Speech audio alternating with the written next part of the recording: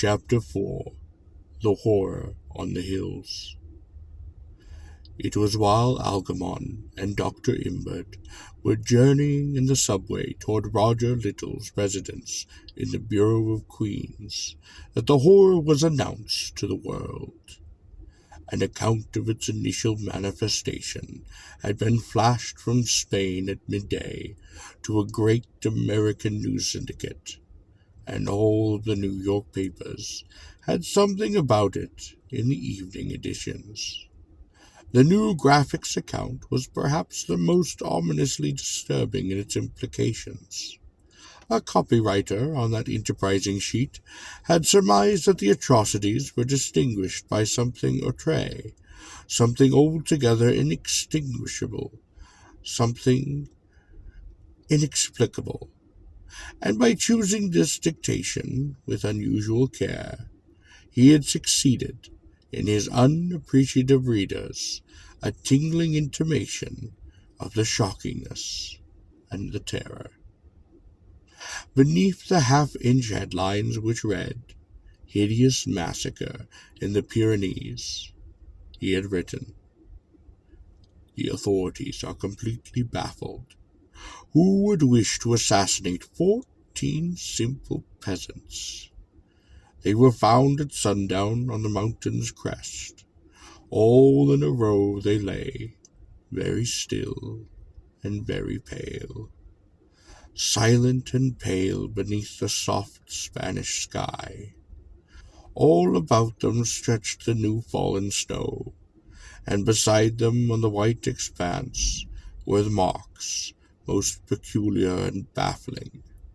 For men do not make footprints a yard wide. And why were all the victims laid so evenly in a row? What violence was it that could deprive them of their heads, drain the blood from their bodies, and lay them stark and naked in a row upon the snow? Chapter 5. Little's Dream. "Someone has been murdered, and you wish my advice," murmured Roger Little wearily. "You wish the advice of a retired and eccentric recluse, well on in years, who has ceased to traffic with crime. I am quoting from a profile which did not appear in the New Yorker." He was staring into the fire, and the bright radiance which streamed roomward from the gate so illumined the sharp outlines of his profile that Algernon was struck silently in awe. "A positively satanic presence," he murmured to himself, "the exact facsimile of a sorcerer from the Malesis Maleficarum. They would have burned him in the 15th century. "Murder," resumed Little, "has become a shabbily synthetic art, and even the most daring masterpieces of the contemporary school are composed of inferior ingredients clumsily combined. Men no longer live in fear of the unknown, and that utter and abysmal disintegration of soul which the wise still call psychic evil no longer motivates our major atrocities. Anger, jealousy, a paltry desire for material gain are pitiful emotional substitutes for the perverse and lonely egoism which inspired the great times of the 12th, 13th, and 14th centuries, when men killed with the deliberate certainty that they were jeopardizing their immortal souls, and when the human body was regarded as a tabernacle for something more or less than human. The crime of murder assumed epic and unholy proportions. The mere discovery of a mutilated cadaver in an age when men still believed in something, at least in something, filled everyone with terror and with awe. Men, women, and children took refuge behind barricaded doors, and the more devout fell upon their knees, crossed themselves, lighted candles, and chanted their exorcisms. But in this decadent age, when a human being is assassinated society merely shrugs its shoulders and relinquishes the sequel to the police. What have the police to do with the sacrament of evil in our midst? The sense of virtually immitigable evil, of stark reasoning fear, which murder once left in its wake, and the intense aesthetic enjoyment which certain individuals derive from merely studying such crimes as works of perverse and diabolical art, have no parallels in contemporary experience. Hence it is that all modern murderers commit commonplace crimes. They kill prosaically and almost indifferently, without any suspicion that they are destroying more than lives of the unfortunate victims. And people go calmly about their business, and are apparently not displeased to rub shoulders with the unholy ones in theaters, restaurants, and subways. Algernon shifted excitedly upon his chair. But the problem we bring to you is enmeshed in the supernatural more hideously than any atrocity of the ages of faith. It transcends normal experience. If you will but listen while I— Little shook his head. I have written books, many books, describing dozens of instances of possession, of return, of emulation, of divination, and of transformation. I have confirmed the reality of the concubus daemonum, have proved incontestably the existence of vampires, succubi, and lamias, and I was slipped not too unwillingly into the warm and gleaming arms of a woman who was 5 centuries dead. He shuddered.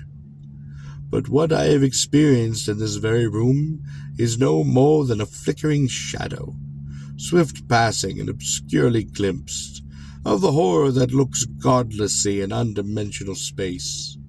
In my dreams I have heard the nauseous piping of its glutinous flutes, and I have seen terribly for an instant the nets and travels which it angles for men. Well, if you're convinced that such horror exists, Algernon began, but Little would not let him finish. My books have left most of my readers totally unconvinced, for it would disturb them to believe that I am not mentally unbalanced. Erudite and brilliant, but as mad as Bruno when he was burned at the stake for refusing to keep his speculations about the nature of the physical universe to himself. Little then rose passionately to his feet. So I have definitely renounced the collection and correlation of facts. Hereafter I shall embody my unique convictions in the eloquent and persuasive guise of a fable. I am writing a novel. The art of fiction as a purveyor of essential truths has innumerable advantages, while detached and impersonal utterances must of necessity lack.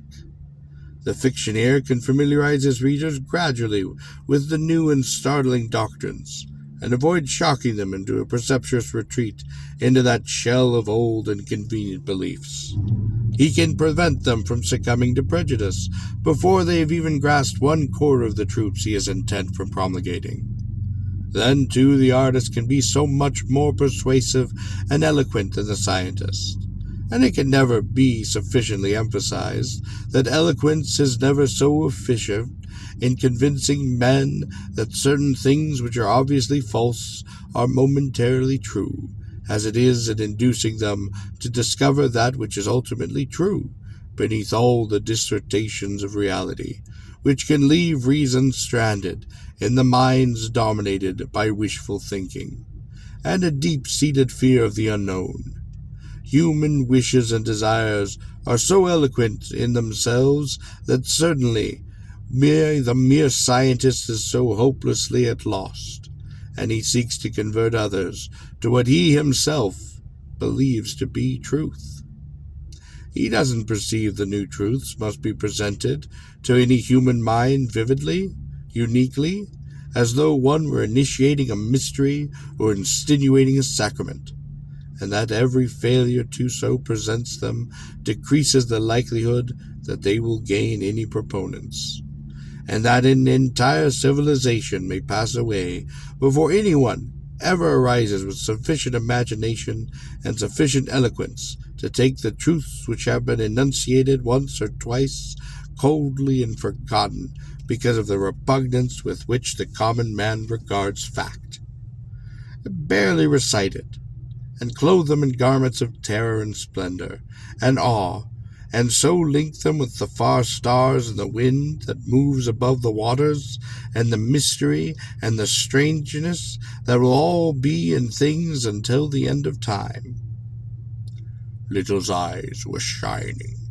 I have determined to thrust aside the veil as fearlessly as Blake must have done when he wrote of the new heaven and the new earth, to fashion a garment so mind-beguiling in its beauty that the ultimate revelation will remain cloaked, until a spell has been cast which will permit of no drawing it back.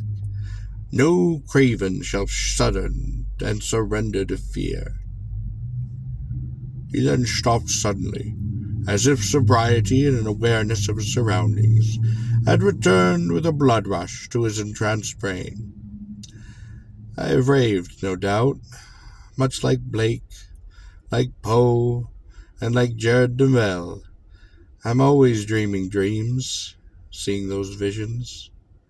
And to worldly men, calm and objective toward the everyday realities, and skeptical of all else, these visions, such glimpses, are wholly incomprehensible. And you, no doubt, are inwardly pitying me, and wondering how offended I would be if you should get up abruptly and plead some pressing engagement elsewhere. Oh, but if you only knew. There are things from outside, and they are watching, always, secretly watching our little capers, our grotesque little pranks. Men have disappeared. You're aware of that, aren't you? Men have disappeared within sights of their very homes, at high noon, in the sunlight. Malignant and unknown entities, fishers from outside, have let down their invisible tentacles, nets, and trawls, and men and women have been caught up in a kind of pulsing darkness. A shadow seems to pass over them, to envelop them for an instant, and then gone.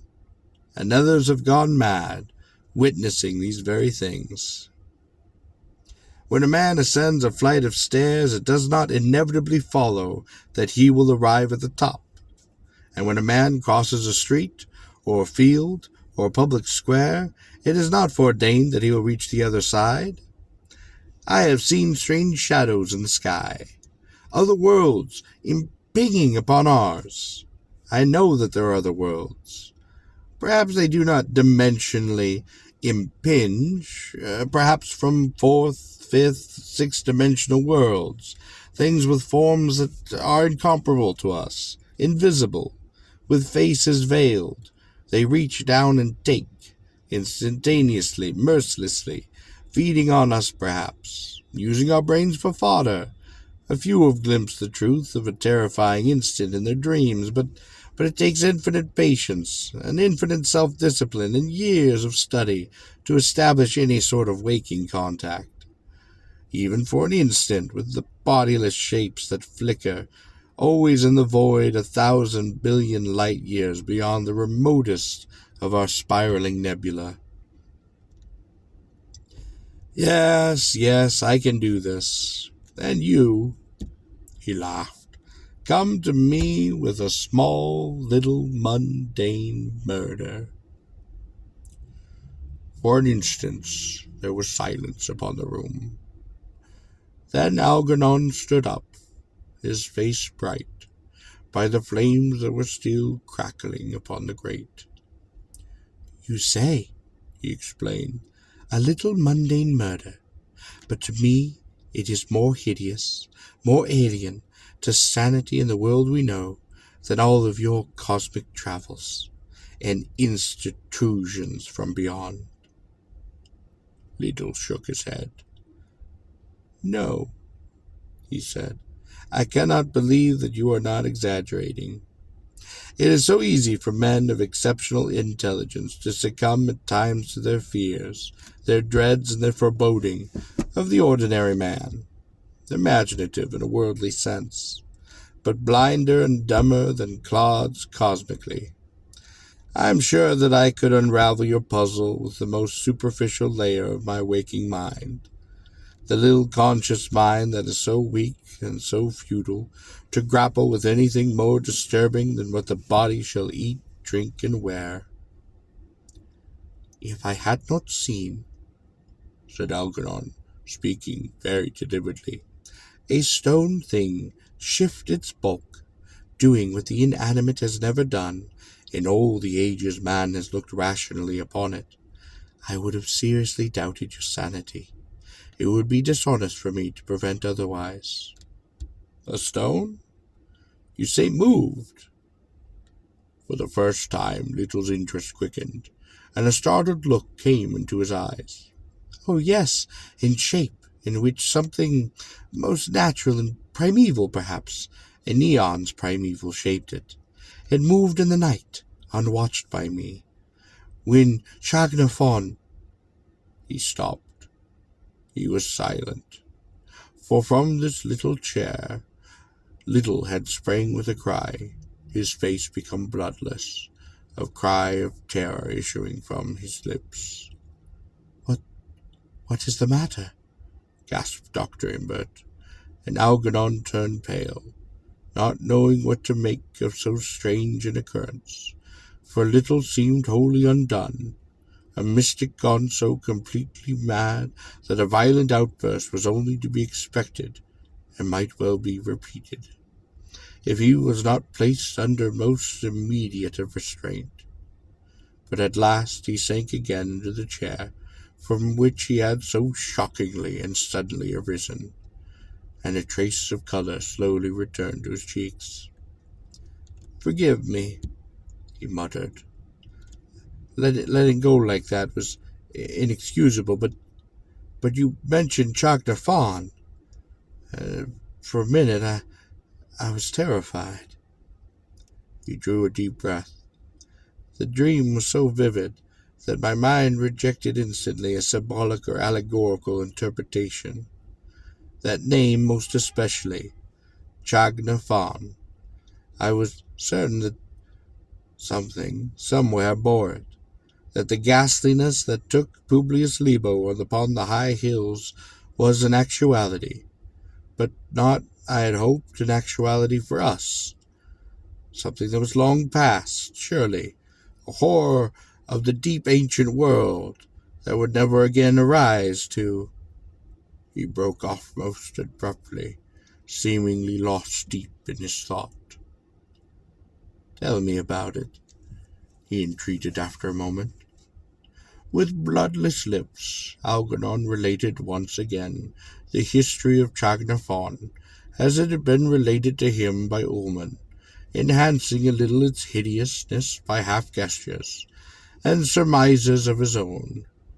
Little listened in tight-lipped silence, his face a mask only, the throbbing of the veins upon his temple betraying the agitation which racked him. As Algernon concluded, the clock on the mantel, a tall negro-colored clock with wings upon its shoulders and a great yellow ocean spider painted upon its opalescent face, struck the hour. 11 even strokes pealed from it, shattering the stillness that had settled for an instant upon the room. Algernon shivered, apprehensive at the lateness of the hour, fearful that in his absence Chagna Fawn might once more move again. But now Little was speaking, sitting most painfully to keep his voice from sinking once more into a whisper. "I had the dream last Halloween," he began, and for detail, color, and somber, the brooding menace, it surpasses anything of the kind I have experienced in recent years. It took form slowly, beginning as a nervous move from the atrium of my house into a scroll-lined library to escape the sound of a fountain, and continued as an earnest and friendly argument with a stout, firm-lipped man of about 35, with strong, pure Roman features, and the rather cumbersome equipment of a legatus in active military service. Impressions of identity and local were so nebulous and gradual in their unfoldment as to be difficult to trace to a source, but they seemed in retrospect to have been present from the first. That place was not Rome, wasn't even Italy, but the small provincial municipal of Calagurris upon the south bank of the Iberius in the Hispania Satyria. It was in the Republican age, because the province was still under a senatorial proconsul instead of a legatus of the emperor. I was a man of about my own waking age and my waking build. I was clad in a civilian toga of the yellowish color, with two thinnish reddish stripes upon the equestrian order. My name was L. Celius Rufus, and my rank seemed to be that of provincial quaestor. I was definitely Italian-born Roman, the province of Calagurris being alien, colonial soil to me. My guest was Gnaeus Bulbatus, legatus of the 12th Legion, which was permanently camped just outside the town on the riverbank. The home in which I was receiving him was a suburban villa upon a hillside south of the compact section, and it overlooked both the town and the river. The day before, I had received a wonderful call from one Tib, Animus Melia, aedile of the small town of Pompeo, 3 days' march to the north in the territory of the Vascons, at the foot of those mysterious Pyrenees. He had been to request Balbadus to spare him a cohort for a very extraordinary service on the night of the Calenids of November, and Balbodus had emphatically refused. Therefore, knowing me to be acquainted with P. Scribinus Libo, the proconsul at Tarco, he had come to ask me to lay his case by letter before that official. Mella was a dark, lean man of middle ages, of presentable Roman features, but with the coarse hair of a Saldatarian. It seemed that there dwelt hidden in the Pyrenees a strange race of the small, dark people, unlike the Gauls and the Clitiberians and the Celts in speech and feature, who indulged in terrible rites and practices twice a year upon the Calenids of Maius in November. They lit their fires upon their hilltops at dusk, beat continuously upon their drums, and horribly all throughout the night.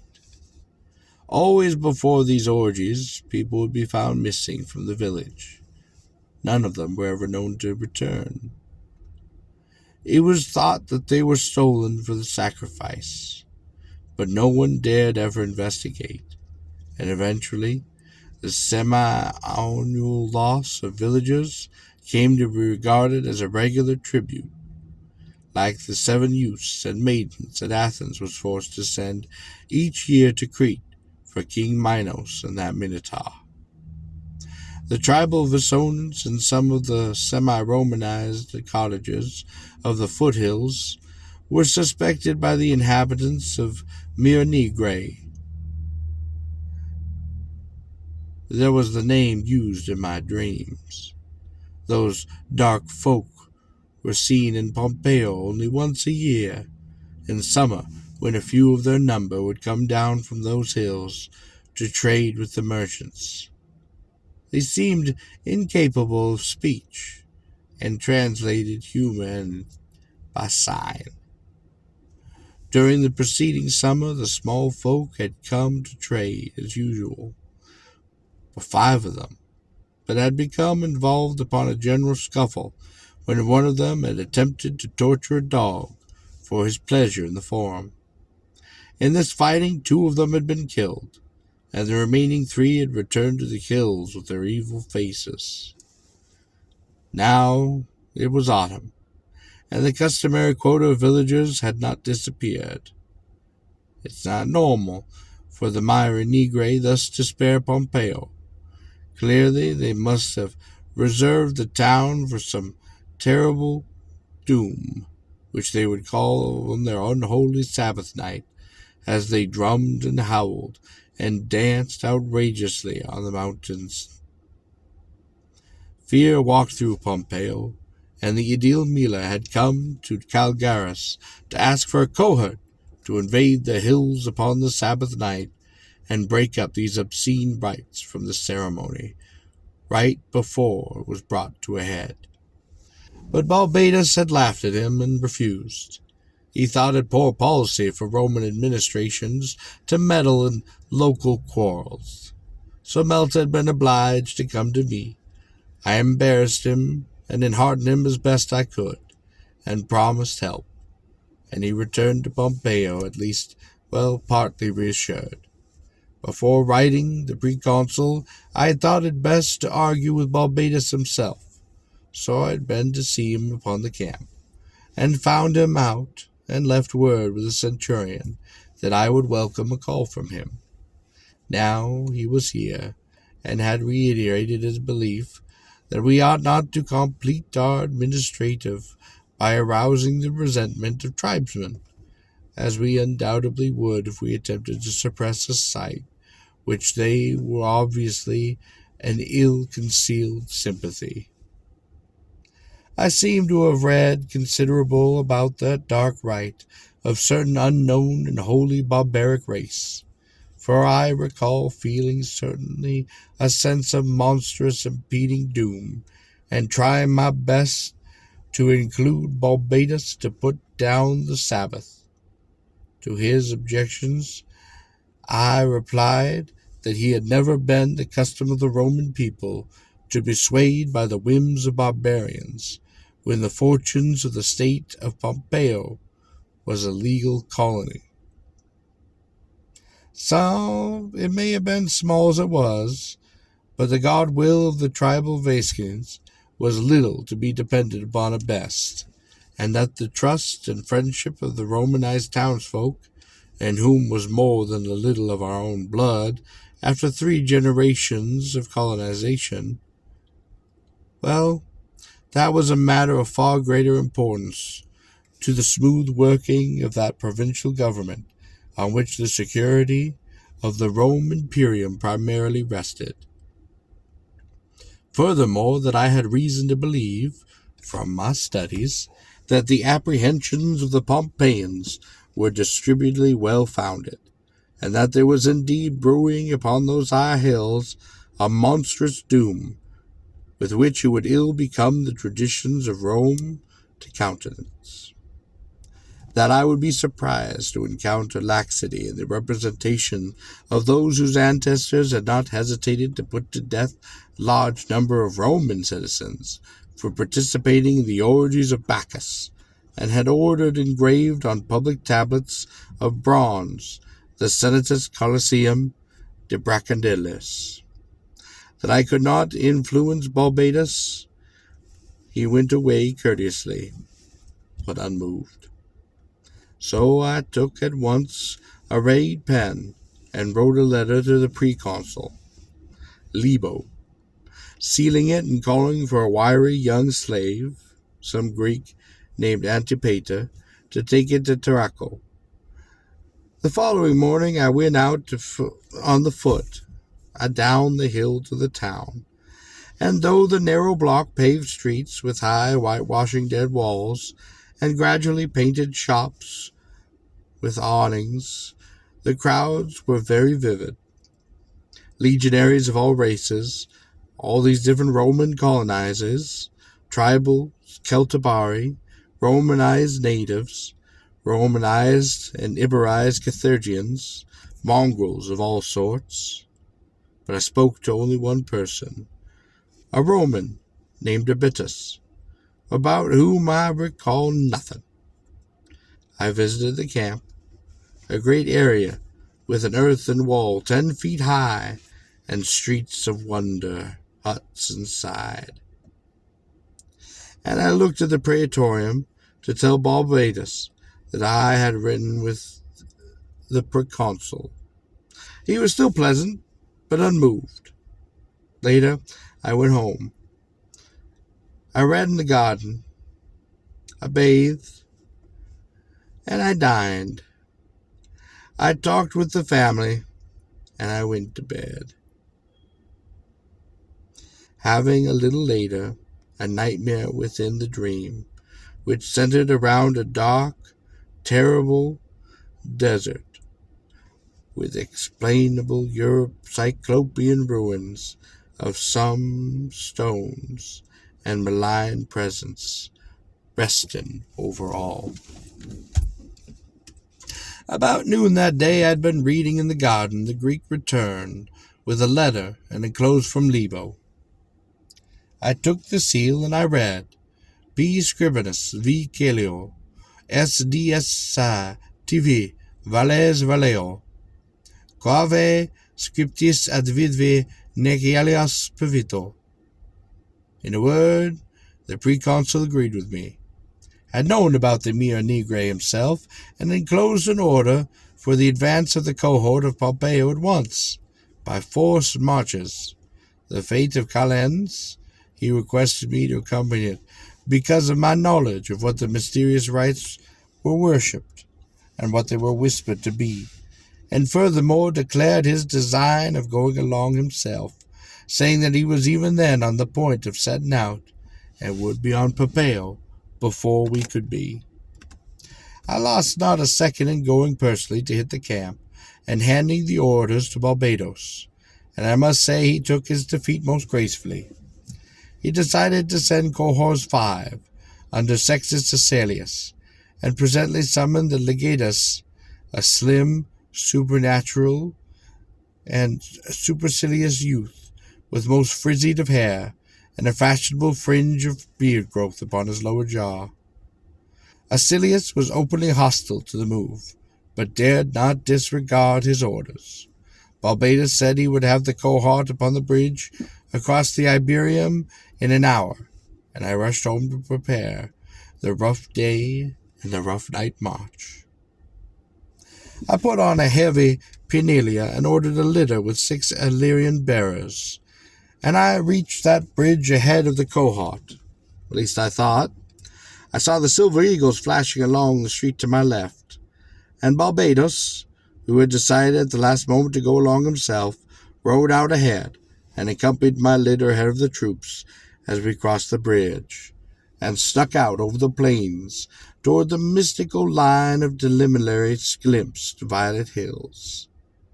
There was no long sleep during all the march, but we had naps, and brief halts, and bits of lunch, cakes and cheese. Balbadus usually rode my litter to conversations. It was infantry, but he and Acilius were mounted. Sometimes I read M. Pisius Cato de Rea Rustica, a hideous manuscript in Greek, which made me shudder even to look or to touch, but of which I cannot remember a single word. The second morning we reached the whitewashed houses of Pompeo, and trembled at the fear that was upon the place. There was a wooden amphitheatre east of the village, and a large plain open to the west.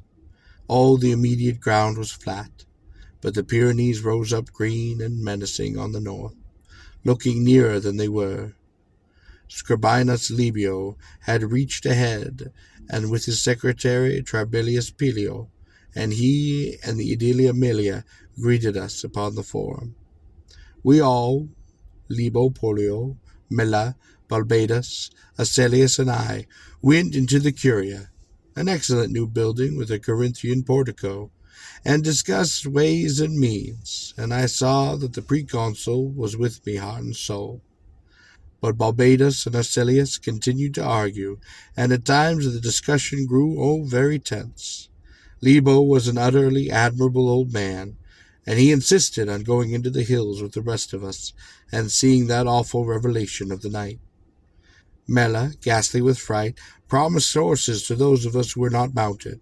He had pluck, for he meant to go with himself. It is possible even to suggest that such a stark and ghastly terror which hung over this phase of the dream. Surely there never was such evil as that which bordered over the accursed town, as the sinking sun threw long, menacing shadows amidst that reddening afternoon. The legionaries fancied they heard the rustling of stealthy, unseen, and ominously deliberate presences in the black, encircling woods. Occasionally, a torch had to be lighted momentarily in order to keep the frightened 300 together. But for the most part, it was a dreadful scramble through the dark. A slit of northern sky was visible ahead between those terrible cliff-like slopes that encompassed us, and I marketed the chair of Cassiopeia and the golden powder of the Via Lactea. Far, far ahead, and above, and appearing to merge imperceptibly into the heavens, the lines formed that point of unholy flame, and still the distinct hellish drums pounded most incessantly on. At length the road grew too steep for the horses, and the 6 of us were mounted. They were forced to take to our feet. We left the horses tethered to a clump of scrub oaks, and stationed 10 men to guard them, though heaven knows it was no night, no place for petty thieves to even be abroad. And then we scrambled on, jostling, stumbling, and sometimes clinging with our hands held up, places of little short of perpendicular. Suddenly, a sound behind us made us vary pause as if hit by an arrow. It was from the horses we had left, and it did not cease. They were not neighing. They were screaming. They were screaming mad, with some terror beyond any this heaven knows. No sound came up from the men we left with them. Still those horses screamed on, and the soldiers around us stood trembling and whimpering, and muttering for the fragments of some prayer to the Rome's gods, the gods of their east, and the gods of the barbarians. Then there came a sharp scuffle, and a yell from the front of the column, which made Arcelius call quaveringly for a torch. There was a prostrate figure, weltering in a growing and glistening pool of blood, and he saw by the faint flare that it was the young glide, Archaeus. He had killed himself because of the sound he had heard. He who had been born and bred at the foot of these very hills, and had heard the dark whispers of their secrets, knew well why those horses had screamed, and because he knew, he had snatched a sword from the scabbard of the nearest soldier, Centauro P. Vibilis, and had plunged it full length into his own breast. At this point pandemonium broke loose, because of something noticed by some of the men as were able to notice anything at all, for the sky had been snuffed out. No longer did Cassiopeia and the Via Lactea glimmer betwixt the hills, but stark blackness loomed behind those continuously swirling fires in the distant peaks. And still the horses screamed, and the far-off drums pounded hideously and incessantly on. And a cackling laughter broke out in the black woods of the vertical slopes that hemmed us in and around the swollen fees of the distant peaks. We saw prancing and leaping the awful and cyclopean silhouettes of things that were neither men nor beasts, but fiendish amalgamations of both. Things with huge flat ears, long waving trunks, that howled and gibbered and pranced in the skyless night, and a cold wind coiled purposely down from those empty slopes, winding sinuously about us till we started in a fresh panic, and struggled like the Laceroon and his sons in the serpent grasp. There were terrible sights in the light of the few shrinking torches. Legionaries trampled one another to death, and screamed more hoarsely than the horses far below. Of our immediate party, Tiberius Paleo had long vanished, and I saw Melo go down beneath the heavy collage of a gigantic Aquitanian. Balbados had gone mad, and was grinning and simpering out an old Frisian verse, recalled from the Latin countryside of his boyhood.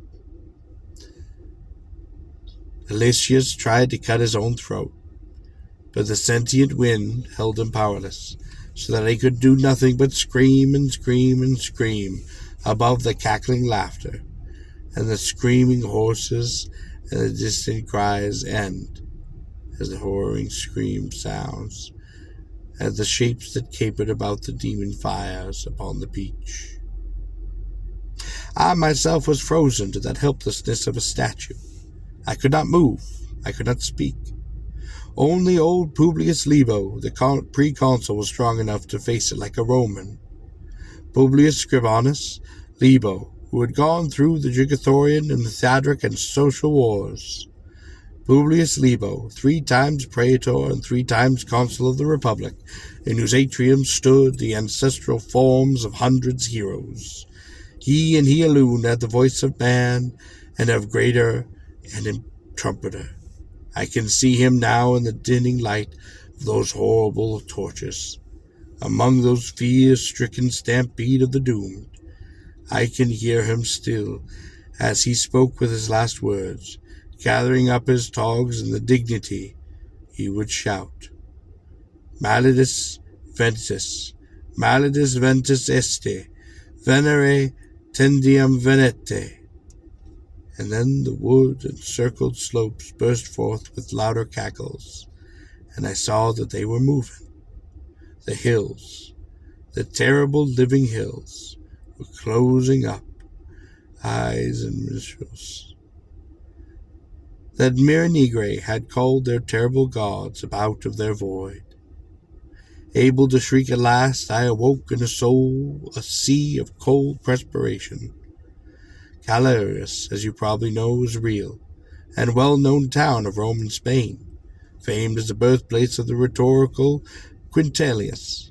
Upon consulting a classical dictionary, I found Pompeo was also to be real, and surviving today is the Prinian village of Pompaleo. He ceased speaking, and for a moment the 3 men were silent. Then Algernon spoke. The Chinaman had a strange dream too.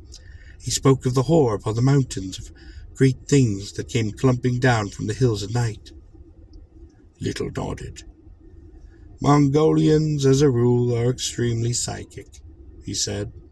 I have known several whose clairvoyant gifts were superior to a yoga adept, often astounding feats of precognition. And you think that Hiho's dreams was prophecy? I do. Some monstrous unfettering is about to take place. That which for 2,000 men has lain dormant will stir again, and the great things will descend from the frightened lair upon the Spanish hills, down cityward through the will of Chognafon.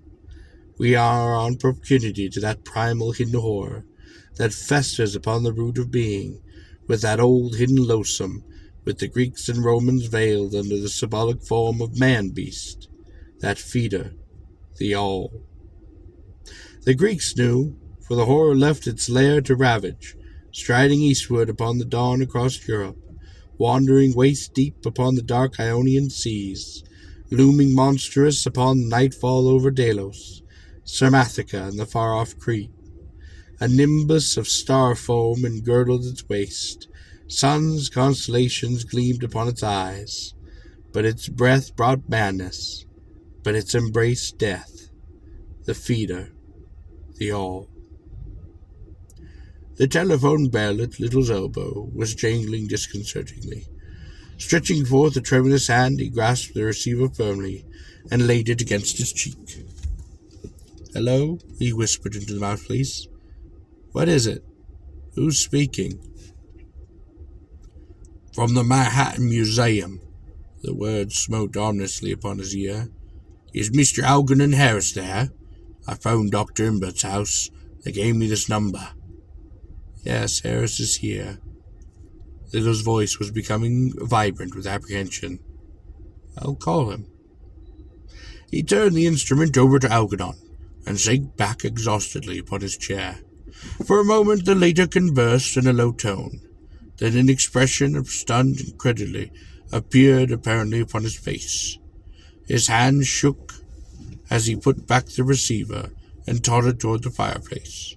And for an instant he stood sitting intensely into the coals, his fingers gripping the mantle's edge so tightly that his knuckles showed the same white. Then he turned. There was a look of utter consternation in his eyes. Jack Fawn has disappeared. Jack Fawn has left the museum.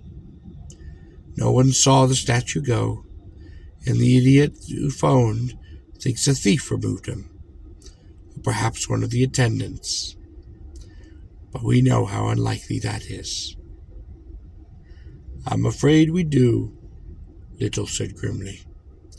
I am to blame. Algernon then went on quickly. I should have insisted they patrol the alcove. I should have at least explained to them that someone might try to steal Chuck Fawn, even if Ullman's story had to be kept from them. He shook his head in fruitless frustration. No, that would have been no good. A watchman would have been utterly impotent to cope with such a horror. Chuck Fawn would have simply destroyed him in an instant, and now it's loose upon the streets. He walked to the window and stared across the glittering harbor at the darkly looming skyline of lower Manhattan.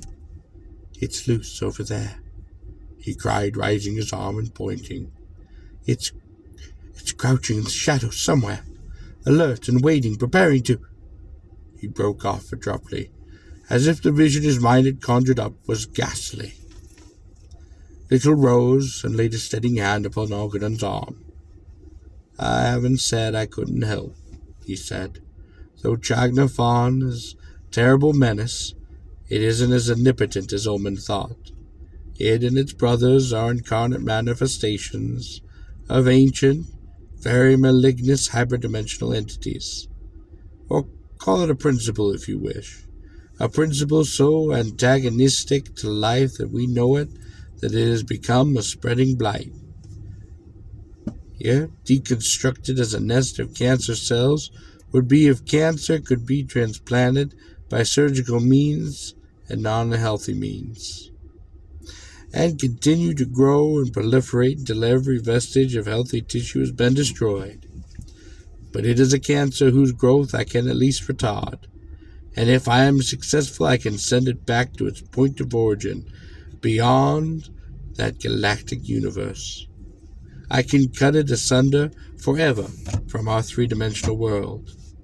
Had I known that the horror still lurked in the Pyrenees, I should have gone, months ago, to send it back. Even though the thought of it now fills me with a loathing unspeakable, I should have gone. I am not, he continued, a merely theoretical dreamer, though I may be temperamentally disposed towards the speculations of a mystical nature.